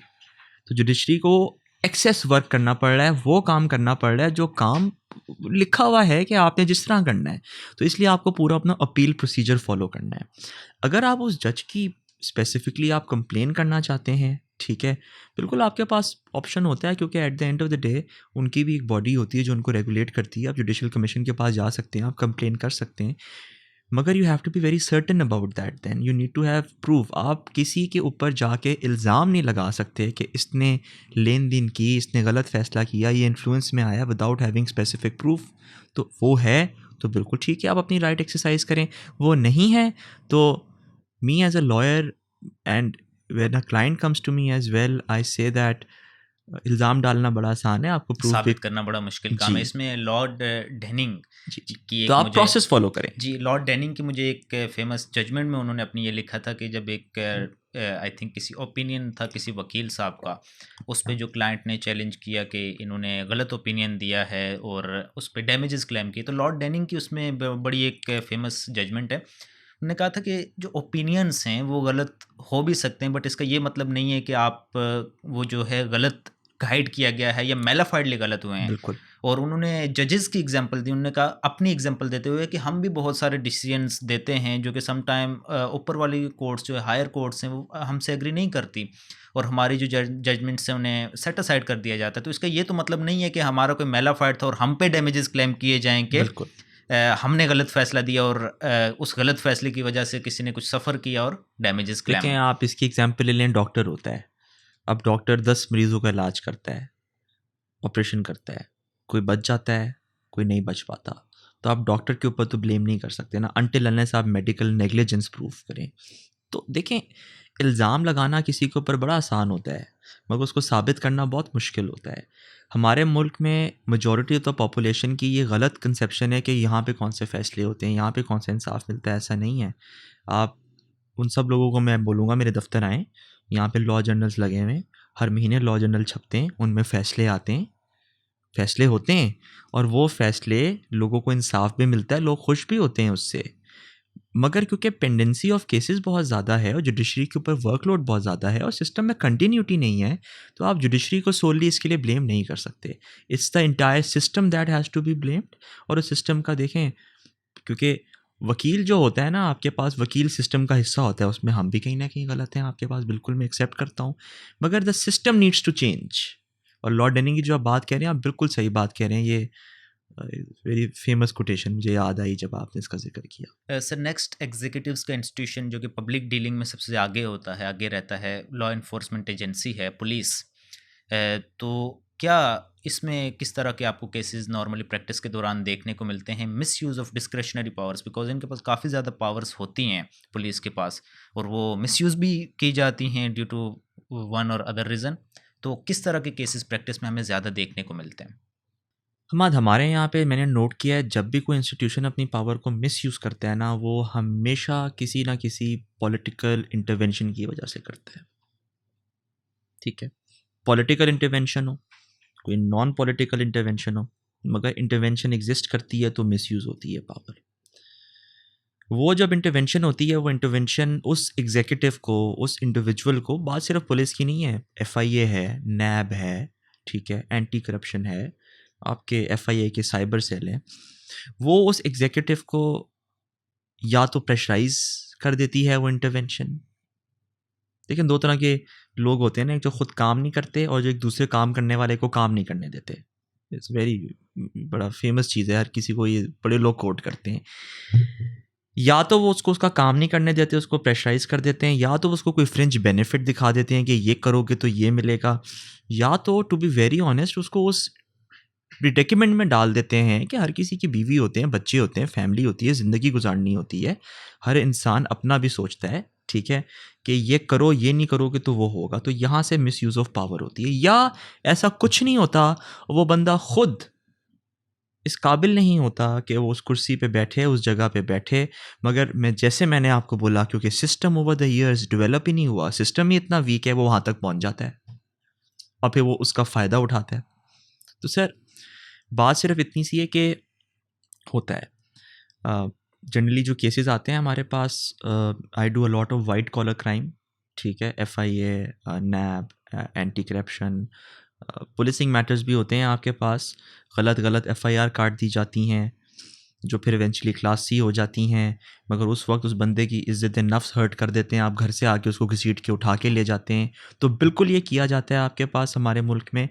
और बेतहाशा केसेस आते हैं कि अनफेटेड पावर, अब जैसे कि मैं आपको एग्जांपल देता हूँ, एफआईए के पास पावर नहीं है कि वो इंक्वायरी की स्टेज पे किसी की भी एसेट्स फ्रीज करे, मगर एफआईए करती है।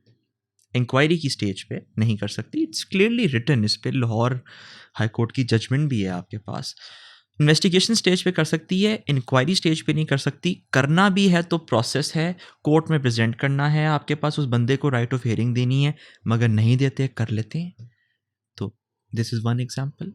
पुलिस आपके पास ऐसी एफआईआर काट देती है जिसका कोई एविडेंशियल बेसिस ही नहीं होता और बंदे को अरेस्ट कर लेती है, फिर वो बाद में क्लास सी हो जाती है। अब ये सिस्टम पे बर्डन आता है, एफआईआर कटी, जज के पास गया, सारे वकील आए, सिस्टम पे बर्डन आया, किसी का राइटफुल केस था, उसका राइटफुल केस में बारी नहीं आई, एडजर्न हो गया, ये भी होता है सर। अभी हमारे साथ रिसेंटली जो नैब है, अब आप नेशनल अकाउंटेबिलिटी ऑर्डिनेंस 1999 में आया, अब उसके साथ जो रिसेंट टाइम्स में किया गया, मैं इस चीज़ पे कमेंट ही नहीं करना चाहता कि वो सही किया गया या गलत किया गया, वो तो हमारा एपेक्स कोर्ट है, वो डिसाइड करेगा। मगर आप देखें ना, एक कानून है जिसने अकाउंटेबिलिटी का हिसाब रखना है, और आप उसके एग्जीक्यूटिव्स को, आप उसके ऑफिसर्स को, आप उसके चेयरमैन को, आप उसकी फाउंडेशन को, कि उसने चलना किस तरह है, कभी आप उसको इस तरह चेंज कर देते हैं, कभी आप उसको इस तरह चेंज कर देते हैं, और फिर आप एक्सपेक्ट करते हैं कि वो सही से चले। ये नहीं हो सकता। हमारे यहाँ पे बैठने का मकसद ये नहीं है कि हम किसी को क्रिटिसाइज़ करें, यहाँ पे हमारा बताने का मकसद ये है कि जो सिस्टम होता है, जो इंस्टीट्यूशन होता है, उसकी, जो हमारा टॉपिक है कि इंस्टीट्यूशन की जो पावर होती है वो अनफेटेड और आर्बिट्रेरी मैनर में क्यों इस्तेमाल होती है। वो इसलिए इस्तेमाल होती है क्योंकि जब उस इंस्टीट्यूशन में कंटिन्यूटी नहीं रहती, उस इंस्टीट्यूशन को डेवलप ही नहीं किया जाता, उस इंस्टीट्यूशन को हर वक्त बार बार कभी इस डायरेक्शन में डाला जाएगा, तो वो इंस्टीट्यूशन कभी भी डेवलप नहीं होगा और वो अपनी डिस्क्रेशनरी पावर्स को कभी भी प्रॉपर तरीके से यूज़ नहीं करेगा। सर, अभी यहाँ पे आपने एफआईआर गलत काटने की बात की, वो तो मैं थोड़ा सा उससे डिसएग्री इस पॉइंट ऑफ व्यू से करूँगा, क्योंकि लॉ में ये है कि अगर आपके पास इंफॉर्मेशन आती है पुलिस, तो उसको एफआईआर दर्ज करनी है, उसको लॉन्च करनी है, वेदर के वो गलत है या सही है, वो बाद में इंक्वायरी या इन्वेस्टिगेशन स्टेज पे होगी। बट एक इसमें उलट चीज़ होती है इससे, कि बनती होती है एफआईआर, कोई इन्फॉर्मेशन लेके आता है, लेकिन पुलिस उस सूरत में एफआईआर नहीं काटती। तो ऐसा जनरली क्यों करती है पुलिस? क्या रीजंस हो सकती हैं इसके पीछे आपकी नज़र में? और अगर ऐसा किसी के साथ होता है तो उसके पास क्या रेमेडीज अवेलेबल हैं, वो क्या कर सकता है? देखिए हमारे असल में पता है होता क्या है, मैं आपको यहाँ पे ना, it's good to disagree, but मैं आपको बताता हूँ, इसमें आपको क्लैरिफिकेशन दूँ मैं आपको। मैं पुलिस के पास जाऊँ तो पुलिस राइट अवे एफआईआर नहीं काट सकती। पुलिस को आपकी पहले पुलिस कंप्लेंट लिखनी चाहिए, उस कंप्लेंट की अपने ऊपर एक इनिशियल किस्म की उसको इंक्वायरी करनी चाहिए, फिर उसको एफआईआर काटनी चाहिए, फर्स्ट इन्वेस्टिगेशन रिपोर्ट। वो डायरेक्टली नहीं उसको काटनी चाहिए। मैं आपको इसकी वजह बता रहा हूँ, क्योंकि कुछ तो बेसिस होने चाहिए ना फर्स्ट इन्वेस्टिगेशन रिपोर्ट कटने की। अगर वो बेसिस ही मौजूद नहीं है और वो एफआईआर काट देगा, तो आप ये सोचें कि जिस बंदे को फिर डिपेंड करता है ना, आपके पास बेलेबल ऑफेंसेस होते हैं, नॉन बेलेबल होते हैं। कुछ में पुलिस डायरेक्टली जाके अरेस्ट भी कर सकती है। वो जिसको डायरेक्टली जाके अरेस्ट कर लेगी और बाद में वो इन्वेस्टिगेशन करेगी, उसको रियलाइज़ होगा कि कंप्लेन के टाइम पे थोड़ी सी इंक्वायरी कर लेनी चाहिए थी, ये पूरी चीज़ होती नहीं, वो क्लास सी होके ख़त्म हो जाएगा। हमारे जैसे माशरे में वो बंदा मेंटली साइकोलॉजिकली हर्ट हो जाता है। तो इसलिए this was in England as well when I used to go to courts. Police को एफआईआर काटने से पहले इनिशियल इंक्वायरी करना ज़रूरी है, इसलिए इंक्वायरी और इन्वेस्टिगेशन के अंदर फ़र्क रखा गया है कानून के अंदर। एक चीज़ तो ये मैं क्लैरिफाई करूँ। दूसरा चीज़ ये कि जिसकी एफआईआर बनती है उसकी एफआईआर नहीं काटते। बिल्कुल ऐसा होता है आपके पास, और ये ज़्यादा होता है पहले वाले इंस्टेंस से। You are correct in this. वो क्यों नहीं करते? वो इसलिए नहीं करते क्योंकि मे बी शायद वो करना ही नहीं चाहते, काम करना पड़ेगा, या मे बी उनके पास रिसोर्सेज ही नहीं है वो काम करने की। ये भी तो आप सोचें ना, रिसोर्सेज ही नहीं दी गई उनको वो काम करने की। या तीसरी बात आप ये सोचें कि पता नहीं वो किस प्रेशर में है कि वो कर नहीं सकता। या चौथा, जैसे मैंने आपको बोला, एक सिस्टम जो डेवलप नहीं हुआ, उसके अंदर से एक बंदा रेगुलेट करते करते करते करते करते एक ऐसी कुर्सी पे पहुंच गया है जहां वो डिज़र्व नहीं करता था, और अब वो फ़ायदा उठा रहा है उसका। तो बहुत ढेर सारे रीजंस होते हैं। हमारी जो पुलिसिंग है ना, हमारी policing is very weak. Police station चले जाएं, आप देख के परेशान हो जाते हैं, मगर उसमें उनकी भी गलती नहीं है, क्योंकि वही comes down to the same thing. क्या आपने स्टेट के इंस्टीट्यूशंस को कभी डेवलप ही नहीं होने दिया? आपने बार बार उनको चेंज करते रहे, आप वो डेवलप ही नहीं हुए। जब वो डेवलप ही नहीं हुए तो उसके जो एग्जीक्यूटिव्स हैं उनकी ग्रूमिंग ही नहीं हुई। जब उनकी ग्रूमिंग ही नहीं हुई तो गलत लोग नेविगेट होके वहाँ पे पहुँच गए। अब जो सही बंदा है वो भी नहीं कर सकता, जो गलत है वो तो करेगा ही नहीं। तो बेसिकली फिर होगा क्या कि जो उनको आर्बिट्रेरी और अनफेटेड पावर दी गई हैं वो उसको मिसयूज़ करेंगे। और हमारे यहाँ पे लोग पुलिस को बड़ा ब्लेम करते हैं कि पुलिस करती है, और बिल्कुल होता भी है, मगर आप देखें हमारे पुलिस के पास रिसोर्सेज ही नहीं है। वो जिस काम के लिए बनी है वो उसके अलावा बेहद दूसरा काम करती है majority of the time. Don't want to say anything, but the point is resources नहीं है। उनको रिसोर्सेज कौन देता है? उनको रिसोर्सेज ऊपर से मिलती हैं। ऊपर देने वाले उनको पूरी रिसोर्सेज नहीं देते, क्योंकि फिर वो खुद इख्तियार हो जाएंगे। तो at the end of the day arbitrary और डिस्क्रिशनरी पावर तभी मिसयूज होती है जब as a whole state failure की तरफ जा रही होती है, और हमारी state as a whole failure की तरफ पहले तो जा रही थी, अब तो पहुंचने वाली है मेरी नज़र में। तो ये शायद पहुंच चुकी है, या शायद पहुंच चुकी है, और उसको रोका जा रहा है कि वो ना वहाँ जाए। तो रोका कहाँ से जा रहा है? उसमें हमारे जुडिशरी का बड़ा रोल है आपके पास। जो जितना भी रोका जाएगा वो हमारी जुडिशरी ही रोक सकती है at the end of the day. Sir court, police, इन सब के बाद हमारे पास नेक्स्ट इम्पॉर्टेंट जो चीज़ आती है वो है प्रॉपर्टीज़। और जिसमें पाकिस्तान में तो एक अजीब सा खिचड़ी सी बनी हुई है कि हर डिपार्टमेंट की, क्योंकि स्टेट ऑन करती है तो डिफरेंट डिपार्टमेंट्स प्रॉपर्टी ऑन करते हैं, लीजिंग अथॉरिटीज़ डिफरेंट हैं, पावर्स डिफरेंट हैं। तो प्रॉपर्टीज़ के हवाले से कैसे आपके पास केसेस आते हैं? क्योंकि आपकी भी प्रॉपर्टी सिविल लिटिगेशन आपकी भी रहती है, तो कैसे केसेस आते हैं आपके पास जहाँ पे डिपार्टमेंट्स कोई डिस्क्रेशनरी पावर्स यूज़ कर रहे होते हैं अनफेयरली? अच्छा, यहाँ पे ना बाद में आपको सबसे पहले एक चीज़ यूज़ करूँ, एक चीज़ क्लियर करूँ। मेरी अच्छी खासी प्रॉपर्टी की प्रैक्टिस है, एंड अल्लाह ताला का करम ऐसा है कि नॉर्मल प्रॉपर्टी प्रैक्टिस नहीं है, कॉन्ट्रोवर्शियल प्रॉपर्टी प्रैक्टिस है, और इंस्टीट्यूशंस के अगेंस्ट प्रॉपर्टी प्रैक्टिस है। बात आपके पास सिर्फ इतनी सी है कि सबसे पहली बात, ओवर द ईयर जो मैंने एक चीज़ रियलाइज़ की, मैं जब भी पढ़ रहा होता हूँ, अच्छा कोई सिस्टम ही नहीं है पाकिस्तान में प्रॉपर्टी किसी को देने का। अलॉटमेंट भी है, लीज़ भी है, सब लीज़ भी है, फ्री होल्ड भी है, ठीक है ना, सर्विस बेनिफिट में भी मिलती है, ठीक है। उसके अलावा आप सोचें कि जी कंटोनमेंट बोर्ड्स अलहदा हैं, KDA अलहदा है, KTPR अलहदा है, कोई और अथॉरिटीज़ बनी हुई हैं वो अपने बायलॉज बना लेती हैं, वो अलहदा हैं आपके पास। तो कहने का मकसद ये है, जब आप प्रॉपर्टी के केसेस रियलाइज़ करते हो, आप ये देखते हो कि कोई इतना स्पेसिफिक सेट सिस्टम ही नहीं है, यानी कि बस अलग अलग इलाके की अलग अलग एरिया बनाया हुआ, हर कोई अपनी मर्ज़ी से चल रहा है। तो जो जूरिस्प्रूडेंस है वो भी उसके मुताबिक डेवलप हो रहा है, ठीक है ना। तो there is no fix system. मैं इंग्लैंड में था, I did the legal practice course, उसमें पूरा एक कोर्स था प्रॉपर्टी लॉज, और यकीन माने एक बिल्कुल सेट सिस्टम था प्रॉपर्टी लेने का, प्रॉपर्टी बेचने का, प्रॉपर्टी के होने का। अगर जुरिस्डिक्शनल वाइज डिवाइड भी किया गया था ना, वो उसी सिस्टम के अंदर रह के किया गया था। तो पहली बात, हमारे यहाँ पे तो प्रॉपर्टी लेना या देना या होना कोई सिस्टम ही नहीं है मेरी नज़र में। It's a very failed flawed system. Revenue की प्रॉपर्टी देख लें, रेवेन्यू की प्रॉपर्टी लोग ले लेते हैं, उसको यूज़ ही नहीं करते और उसको आगे बेच देते हैं। रेवेन्यू की प्रॉपर्टी आपको मिली थी एक 30 साल लीज़ पे, जितने भी साल लीज़ पे, किसी काम करने के लिए, वो आपकी नहीं थी, आप बेच नहीं सकते थे उसको इस तरह।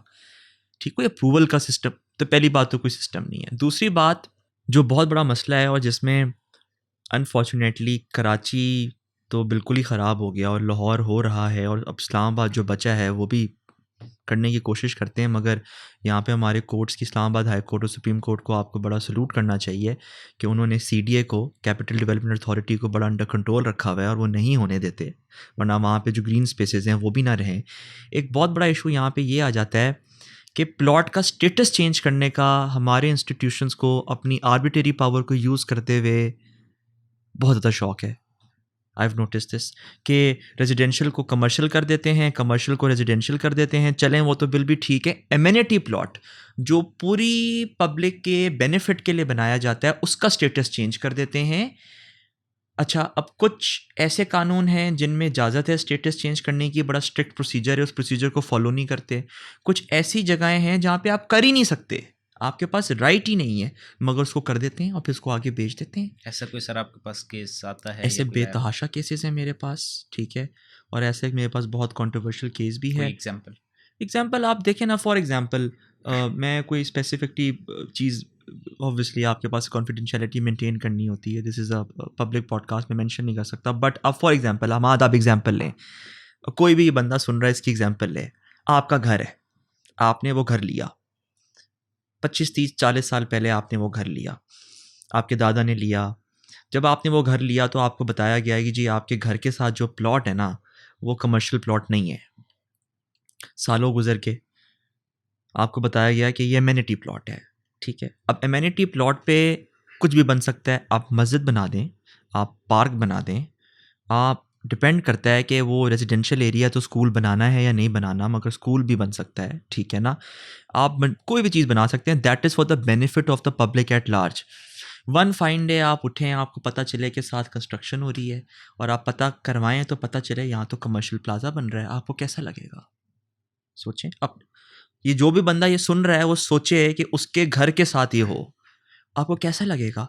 आपको तो बहुत बुरा लगेगा। आपकी तो right to life, right to property, आपका फ्रीडम, आपकी सेफ्टी, हमारे जैसे मुल्क में, ये कोई यूनाइटेड किंगडम या यूनाइटेड स्टेट्स ऑफ अमेरिका या कोई चाइना नहीं है, हमारे जैसे मुल्क में जहाँ पे बाकी सारे इंस्टीट्यूशंस जो उनका काम है वो भी पूरी तरह नहीं करते, आप उस घर में रह सकेंगे? एक न्यूसेंस तो डेफिनेटली क्रिएट होगा सर, न्यूसेंस के अलावा आपकी प्रॉपर्टी की वैल्यू डेप्रिशिएट होगी। अब वो एक कमर्शियल प्लाजा बन रहा है, वो आपके घर दुकानें होंगी, आपके घर के अंदर झागेंगी, आपके घर में आपकी बहनें होती हैं, बीवी होती है, आपकी प्राइवेसी होती है, वो इन्वेड हो जाएगी। तो आपको कैसा लगेगा? आपको बहुत बुरा लगेगा। और इस सूरत में कानून भी इस चीज़ की इजाज़त नहीं देता है इस मुल्क का, और जो हमारी स्टैब्लिश जूरिस्प्रूडेंस है वो भी इस चीज़ की इजाज़त नहीं देता। इसके बेतहाशा एग्जांपल्स हैं। एक ज़माने में F9 पार्क जो पूरा सेक्टर रखा गया था एज अ पार्क, उसको कमर्शलाइज करने की बड़ी कोशिश की गई थी, ठीक है, तो वही हमारे कोर्ट्स ने उसको रोका। कराची में ये इशू स्पेसिफिकली बहुत ज़्यादा है। लोग जस्टिस गुलजार साहब को, बहुत से लोग उनको बहुत तारीफ़ करते हैं, बहुत से लोग उनको क्रिटिसाइज़ करते हैं, मगर अगर आप वकील की हैसियत से जजमेंट्स पढ़ें, जब से वो एलिवेट हुए और उनकी जो भी आज तक की जजमेंट्स हैं, वो हमेशा इस चीज़ का उन्होंने बड़ा ख़ास ख्याल रखा। क्योंकि मैं जब केसेस की तैयारी करता हूँ, उनकी बड़ी जजमेंट्स आती हैं प्रॉपर्टी मैटर्स के ऊपर, तो बिल्कुल इस तरह के केसेस हैं, इस तरह की चीज़ें होती हैं, और फिर आप अपनी कॉन्स्टिट्यूशनल राइट को प्रोटेक्ट करने के लिए रिट जुरिस्डिक्शन में जाके एक कॉन्स्टिट्यूशनल पिटिशन फाइल करते हैं। अच्छा सर, जैसे हम इम्यूनिटी प्लॉट्स की बात कर रहे हैं कि रेजिडेंशियल या इम्यूनिटी प्लॉट्स को चेंज नहीं किया जा सकता, लेकिन समटाइम ऐसी इम्यूनिटीज़ भी इंस्टॉल करना किसी रेजिडेंशियल एरिया में, जैसे कि कोई सीवरेज प्लांट बना देना, तो क्या ऐसी चीज़ें की जा सकती हैं, इसके अंडर द लॉ परमिशन है, या ये भी डिस्क्रेशनरी और आर्बिट्ररी यूज़ में आएगा? देखें, ये आपके पास डिपेंड करता है from area to area, law to law, authority to authority, by law to by law, rules to rules, regulations to regulations. मगर ये चीज़ आपके पास एक सेट इन स्टोन है लॉ के अंदर के एमेनिटी प्लॉट या तो चेंज किया जा ही नहीं सकता, या अगर करना है तो आपने पब्लिक ऑब्जेक्शंस इनवाइट करनी है। ठीक है। अब पब्लिक ऑब्जेक्शंस क्या होती हैं? सेट प्रोसेस होता है। आप बोलते हो जी ये एमेनिटी प्लॉट है, हम इसको चेंज करना चाहते हैं, पब्लिक ऑब्जेक्शंस। अब जनरली ऑब्वियसली अगर 4 लोगों का वहाँ पे घर है तो वो तो ऑब्जेक्ट करेंगे, तो वो चेंज तो हो नहीं सकेगा। तो हमारे यहाँ पे एक तो इन्वाइट ही नहीं की जाती, उसको फॉलो नहीं किया जाता। कुछ अथॉरिटीज़ तो कर ही नहीं सकती, वो अपने डिस्क्रेशन पे कर देती हैं। अगर आप एमेनिटी प्लॉट की भी बात करें कि अगर चारों तरफ घर हैं और एक बीच में प्लॉट है, तो अब आपने जो ये एक बड़ा स्टैंडर्ड प्रिंसिपल है कि जब भी कोई आप टाउन प्लानिंग करते हैं ना, it should be on the sound principles of town planning. And it is, मेरे ओपिनियन में it is against the sound principle of town planning कि आप एक रेजिडेंशियल एरिया के बीच में एक ऐसी चीज़ बना दें जो बेसिकली आपके पास is meant to be outside that area, ठीक है, जिसकी वजह से वहाँ पे डिसरप्शन कॉज होगी।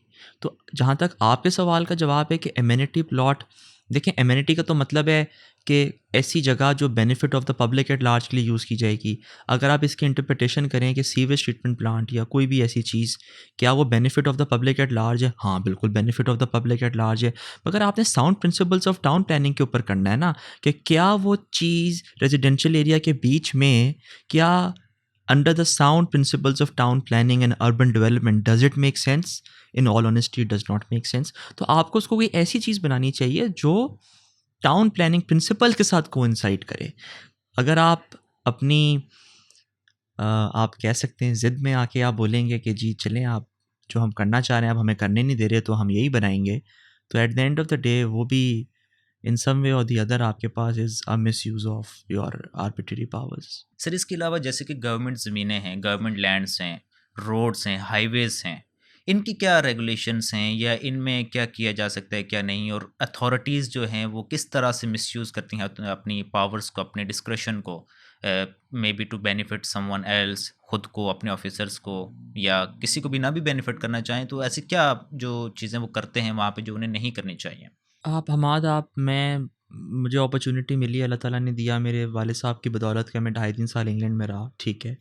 और मैंने वहाँ पे नोट किया कि वहाँ पे जो अर्बन डेवलपमेंट है वो इस पर्सपेक्टिव से की जाती है कि human safety is taken into account and environmental protection is taken into account. मगर अनफॉर्चुनेटली हमारे यहाँ पे ये नहीं किया जाता। हमारे यहाँ पे जहाँ दिल चाहता है वहाँ सड़क बना देते हैं, हमारे यहाँ पे जहाँ पे दिल चाहता है वहाँ पे राउंड अबाउट बना देते हैं।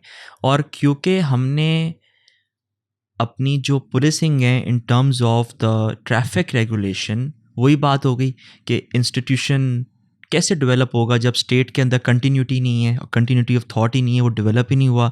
तो ये होता भी रहता है, उसको रेगुलेट करने वाले लोग जो हैं उसको सही से रेगुलेट भी नहीं करते हैं। अब मैं आपको छोटी सी एग्जांपल दूं, मोटरवेज की एग्जांपल ले लें या हाईवेज़ की एग्जांपल ले लें आपके पास, ठीक है। मोटरवे बोल लें, हाईवे बोल लें। अब उसका मकसद ये होता है कि कंटिन्यूटी में गाड़ी एक हाई स्पीड पे एट 120 हमारे मुल्क के मुताबिक, ठीक है। जर्मनी में तो उसको ऑटोबान्स कहा जाता है, जो हिटलर के दौर में आपके पास इंट्रोड्यूस किए गए थे। कुछ ऐसे सेक्शंस हैं जहाँ पे स्पीड लिमिट भी नहीं है, तो गाड़ी बहुत तेज़ जा रही होती है। तो आपने इंश्योर करना होता है, क्योंकि गाड़ी इतनी तेज़ जा रही है, सेफ्टी इंश्योर करने के लिए उसके दोनों तरफ एक गैप होना चाहिए कि उस पर एंटर होना है उस मोटरवे हाईवे पे या उससे एग्जिट होना है, तो एक प्रॉपर सिस्टम होना चाहिए। हमारे यहाँ पे अगर आप सक्कर ऑनवर्ड्स जाएं तो प्रॉपरली उसको इम्प्लीमेंट किया गया है। उस मामले में आपको नेशनल हाईवे अथॉरिटी को कमेंट करना चाहिए। It's one of the best motorway system in the world, to be very honest with you. आप पूरा एक उतरते हैं, जब आपने मोटरवे पे चढ़ना है, पूरा प्रोसेस है, जब आप उतरते हैं पूरा उतर के पीछे जाते हैं और पीछे जाके सर्विस एरिया होता है। मगर जहाँ पे इसमें नेशनल हाईवे अथॉरिटी को आपको कमेंट करना चाहिए, वहाँ पे कुछ जगह पे क्रिटिसाइज़ करना भी बनता है कि कुछ जगह उन्होंने ये चीज़ें इंप्लीमेंट नहीं की। और बिल्कुल ही मोटरवे और हाईवे के साथ उन्होंने कमर्शियल एंटिटीज़ या कमर्शियल सर्विसेज इंस्टॉल कर दी for the benefit of the people, ठीक है, for the benefit of influential people, for the benefit of the people who have the financial control over the things, ठीक है। तो वहाँ पे आपने पब्लिक सेफ्टी भी आपने कॉम्प्रोमाइज़ कर दी, आपने एनवायरमेंटल पर्सपेक्टिव भी कॉम्प्रोमाइज़ कर दिया, और सबसे बढ़ के आपने मेरी शहरी होने के नाते, क्योंकि मैं उस रोड पे चलने के ऊपर टोल टैक्स दूंगा, आपने मेरी राइट इन्फ्रिंज कर दी। तो ये एक बड़ा सिंपल सा प्रिंसिपल है कि जहाँ पे रोड चल रही होती है वो एरिया एक राइट ऑफ वे कहलाता है, उसके दोनों तरफ आप बिल्कुल इंस्टॉलेशंस नहीं कर सकते। अगर आपने करनी है तो तरीका है, कुछ एरिया आपने खाली भी छोड़ना होता है कि फ्यूचर डेवलपमेंट के लिए, फ्यूचर ग्रोथ के लिए। तो हमारे यहाँ पे अनफॉर्चुनेटली जहाँ पे हमारी जो रेक्विजिट अथॉरिटी है, उसने, वो कमेंडेबल है कि उसने बहुत जगह इसका बहुत ख्याल रखा है, मगर बहुत जगह इसका ख्याल नहीं रखा। अब वही बात है ना, अब आप उन्हें भी टोटली स्पेसिफिकली ब्लेम नहीं कर सकते। It's the state as a whole. इस स्टेट में जब कंटिन्यूटी ऑफ थॉट नहीं है, कंटिन्यूटी ऑफ प्रोसेस नहीं है, कंटिन्यूटी ऑफ लॉ डेवलपमेंट नहीं है, तो यहाँ पे ये चीज़ें होती हैं। तो आप इंडिविजुअली, ये मैं बात आपको बोलना चाहूँगा यहाँ पे कि ये एक कंप्लीट स्टेट फेलियर है। ये किसी इंडिविजुअल की जिम्मेदारी नहीं है कि आप किसी को ब्लेम कर दें। तो सर, जैसे किसी गवर्नमेंट लैंड, जैसे आपने हाईवेज, NHA वगैरह की, नेशनल हाईवे की बात की, मोटरवेज हैं, तो इस तरह की अगर कंस्ट्रक्शन होती है तो क्या कोई आम आदमी उसको चैलेंज कर सकता है, कोर्ट जा सकता है? हालांकि वो तो एग्रीव्ड कैसे होगा, क्योंकि कोर्ट में जाने के लिए हमें पर्सन को एग्रीव्ड होना पड़ेगा। आपने रिट में जाना होता तो बेसिकली अगर आप कानूनी तौर पे जाएं तो वो बहुत कॉम्प्लिकेटेड हो जाएगा, मगर जनरली स्पीकिंग अगर आप हाई कोर्ट की बात करें, आप आर्टिकल 199 में जाते हैं, उसका भी एक लंबा चौड़ा टेस्ट है। उसमें से एक टेस्ट ये है कि आप एग्रीव्ड होने चाहिए। एग्रीव्ड मतलब आपको उस चीज़ की वजह से डायरेक्टली, कोई नुकसान हुआ हो। इनडायरेक्ट नहीं, डायरेक्टली नुकसान हुआ हो। तो अब फॉर एग्जांपल, अगर मेरी उस हाईवे के बिल्कुल या मोटरवे पे बिल्कुल साथ ज़मीन है, ठीक है, और आप बिल्कुल मेरी ज़मीन के, और मेरी ज़मीन, ये मोटरवे चल रहा है, उसके साथ एरिया छोड़ना है और पीछे मेरी ज़मीन है, और आप बिल्कुल मेरी ज़मीन के आगे उस एरिया पे जहाँ पे कुछ नहीं बन सकता आप कोई चीज़ बना देते हैं, तो जी मेरी ज़मीन की तो वैल्यू डेप्रिशिएट हो जाती है, क्योंकि मेरा तो एंट्री एंड एक्सेस ही चेंज हो गई है आपके पास। ठीक है, तो इस सूरत हाल में मैं बिल्कुल एग्रीव्ड हूँ और मैं बिल्कुल रिट जुरिस्डिक्शन में जा सकता हूँ, और केसेस हुए हुए हैं, और बड़े कंट्रोवर्शियल किस्म के, बड़े हाई प्रोफाइल केसेस हैं, और उसमें से मैं भी रिप्रेजेंट करता हूँ एक पिटिशनर को। तो मेरा कहने का मकसद ये है कि देखें, हमारे यहाँ पे ना ब्लेम गेम आप इसलिए नहीं खेल सकते क्योंकि ये एक स्टेट फेलियर है। तो सर, जैसे आपने एक बात की कि रिट जुरिस्डिक्शन 199 से, आई थिंक जो आपकी बात से मुझे ऐसा लग रहा है कि 184(3) में डायरेक्ट सुप्रीम कोर्ट में, क्योंकि पब्लिक इंटरेस्ट का मामला हो सकता है, तो क्या वो ज़्यादा बेहतर जुरिस्डिक्शन या बेहतर प्रोविज़न नहीं है जाने के लिए 199 के अलावा? क्योंकि 199 में आपको अग्रीव्ड होना पड़ेगा पर्सनली, डायरेक्टली, अब बट 184(3) जो है उसमें आप एज इन पब्लिक इंटरेस्ट आप जा सकते हैं। जी जी, अब वो पब्लिक इंटरेस्ट और एग्रीव्ड में बड़ा फ़र्क है आपके पास, ठीक है ना। वो basically that is known as public interest litigation, कि that for the interest of the public you are filing some kind of litigation.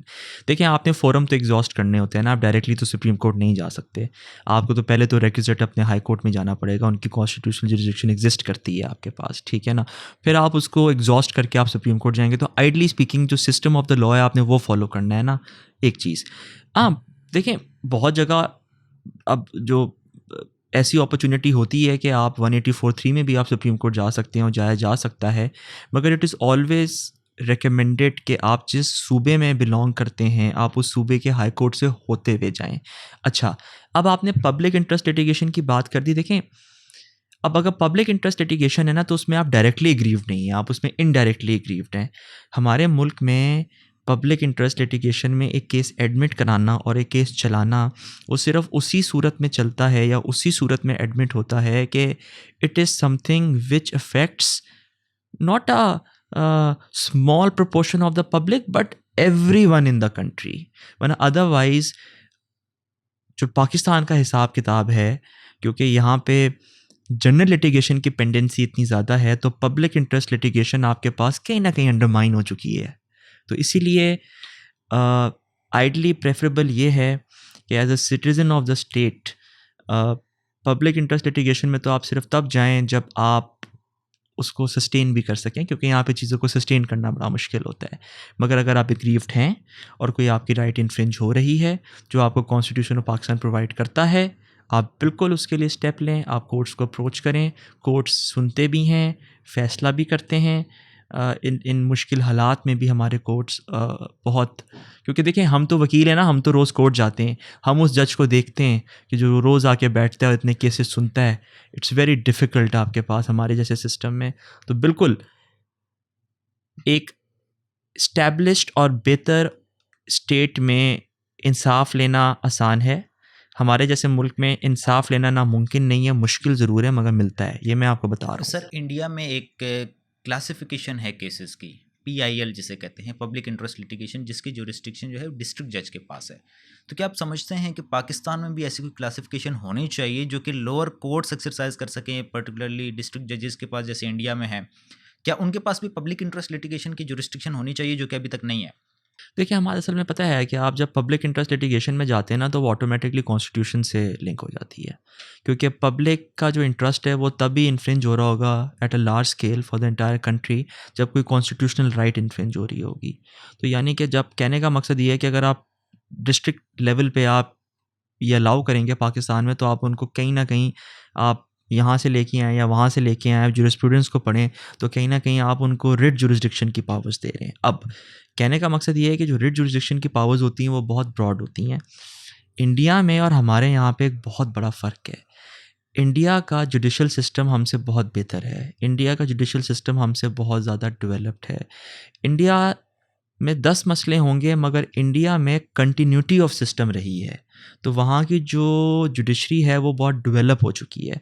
हमारे यहाँ पे अनफॉर्चुनेटली क्योंकि कंटिन्यूशन ऑफ सिस्टम नहीं रहा, और सिंध के अंदर तो हमारे हाई कोर्ट की ओरिजिनल सिविल जुरिस्डिक्शन भी है, तो हमारा जो डिस्ट्रिक्ट लेवल जुडिशरी है, अभी जितना मेरा तजर्बा है, जितना मैंने देखा है, मैं फ़ील करता हूँ कि अभी वो इतने इक्विप्ड नहीं है कि आप उनको इस किस्म की अथॉरिटी दे दें।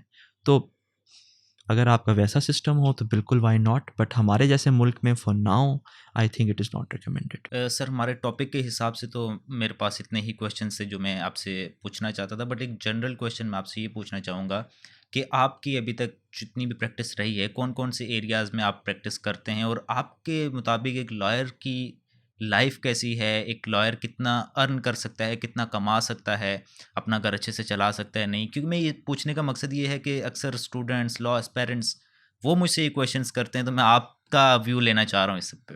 देखिए हमारे, मैं आपको थोड़ा सा बैकग्राउंड दे दूँ। एक मिसकंसेप्शन हमारे मुल्क में ये है कि वकालत अच्छा पेशा नहीं है। ऐसा नहीं है, वकालत is a golden collar profession. देखें, मैं फैसल सिद्दीकी साहब को यहाँ पे कोट करूँगा। एक ज़माने में उनके साथ मैं बैठा हुआ था, मेरे बड़े हैं, और ये बात मुझे उन्होंने कही थी, और उन्होंने मुझे डायरेक्टली नहीं की थी, किसी गुफ्तगू के दौरान उन्होंने मुझे की थी। उन्होंने कहा था, ज़रूरी नहीं है कि अगर LLB की है तो कोर्ट ही जाना है, वकील ही बनना है, वकालत ही करनी है। इन हाउस जा सकते हो, कॉर्पोरेट साइड पर जा सकते हो, मगर what is litigation, what is in the true sense वकालत, वो कोर्ट जाना है आपके पास और केस फाइट करना है, पहली चीज़। दूसरी चीज़ आपके पास देखिए मैं इंसान की नीश बन जाती है over the course of the time. आप समझें, मेरे पास क्रिमिनल केसेस भी हैं, लिमिटेड हैं, बट मेरे पास सिविल केसेस बहुत हैं। I do family, I do inheritance, I do intellectual property, I do normal tangible property, ठीक है। I do a lot of property transactions. I do white collar crime, FIA, NAB. I do a lot of institutional matters. I do a lot of rent recovery matters, a lot of landlord and tenant matters, ठीक है। और इसके अंदर ही अंदर आपके पास बहुत ढेर सारी चीज़ें आ जाती हैं सिविल साइड पे। Over the course of the years मुझे तकरीबन अब मेरी अराउंड 10 ईयर्स का एक्सपीरियंस होने वाला है। I have done a lot of things आपके पास, ठीक है। इन बेलें भी कराई हैं, ठीक है, क्रिमिनल ट्रायल भी चलाए हैं, सब कुछ किया। अगर आप नीश की बात करें तो अभी मेरे ख्याल से मुझे फर्दर और 5-6 साल लगेंगे तो मैं रियलाइज़ करूँगा कि मेरी एग्जैक्ट नीश क्या है। बट अभी एज ऑफ नाउ मेरी कॉन्सेप्ट ये होता है कि you bring anything to me, it is not impossible to do it, you just need to work hard, you just need to work hard. आपने statute पढ़ना है, आपने जुरिस्प्रूडेंस पढ़नी है, आपने केस के फैक्ट स्टडी करने हैं, आपने क्लाइंट को हैंडल करना है, आपने जज को देखना है। देखें, कोई बंदा ज़्यादा कॉम्पिटेंट होता है, कोई बंदा कम कॉम्पिटेंट होता है, आपने उसके मुताबिक उसको लेके चलना है। एंड ट्रस्ट मी, अगर आप ये कर सकते हैं तो आपकी रेपुटेशन भी बनती है और आपका काम भी होता है इस मुल्क के अंदर। वकालत जो है, देखें हमारे यहाँ पे ना लोगों को ये लगता है कि अगर मैंने LLB कर ली, या मैंने LLM कर लिया, या मैंने बार कर लिया, या मैंने लीगल प्रैक्टिस कोर्स कर लिया, मैं सॉलिसिटर बन गया, मैंने ये कर लिया तो मैं बहुत अच्छा वकील बन जाऊँगा। नहीं, एजुकेशन इज़ ऑलवेज़ बेनिफिशियल। आप जितनी एजुकेशन करेंगे उसका हमेशा आपको फ़ायदा होगा, आप ग्रूम होंगे, मगर at the end of the day it depends down कि to you, it depends on you कि आप क्या करते हो, आप कितनी मेहनत करने को तैयार हो। वकील बनने के लिए, वकालत करने के लिए बहुत ज़्यादा मेहनत है। देखें, you are an artist and the canvas is yours, and how you want to paint it, it's in your hand. But unlike an artist, you are bound, there are books, there's a system, you have to stay within it. ठीक है, तो it is a lot of work. हमारे यहाँ पे misconception है कि अगर आप जुडिशरी से बिलोंग करते हो, वकील के बच्चे हो या जज के बच्चे हो, तो तभी आप वकील बन सकते हो। ऐसा नहीं है। मेरा कोई, my father was not a जज, my father was not a lawyer, my entire family, there was no one in law. When I stepped into it, I was always told कि नहीं हो सकता, but मैंने बहुत मेहनत की, और मैं आपको सच बताऊंगा मैंने बहुत कॉम्प्रोमाइज़ किया। पर्सनल लाइफ भी कॉम्प्रोमाइज़ हुई, और उसके अलावा मैंने बहुत पर्सनल कॉम्प्रोमाइज़ किए। उसके बाद जाके बिल्कुल एक ऐसी प्रैक्टिस बनी जो ऑर्गेनिकली ग्रो की, जो सस्टेनेबल है। और वकील की जो सबसे इम्पॉर्टेंट चीज़ होती है मेरे नज़रिए में, वकील की भी क्या, किसी इंसान की, ख़ास तौर पे वकील की, क्योंकि आपने इंसाफ लेके देना होता है, वो उसकी क्रेडिबिलिटी, इंटेग्रिटी और ऑनेस्टी होती है। आप, you never work for money. अगर आप पैसे के लिए काम करेंगे, आप कभी भी अच्छे वकील नहीं बनेंगे। वकालत पेशा ही ऐसा है। एग्री करता हूँ मैं इससे, और बहुत शुक्रिया आपने अपना टाइम दिया। काफ़ी अच्छी हेल्थी डिस्कशन रही है। मुझे बड़ा मज़ा आया इस डिस्कशन में। व्यूअर्स से भी मेरी यही रिक्वेस्ट है कि प्रोग्राम पसंद आया है तो इसे लाइक करें, दोस्तों के साथ भी शेयर करें। अच्छी डिस्कशन रही है। आई होप आप लोगों को भी मज़ा आया होगा। तो मज़ीद ऐसी इन्फॉर्मेटिव वीडियोज़ के लिए चैनल को भी सब्सक्राइब करें।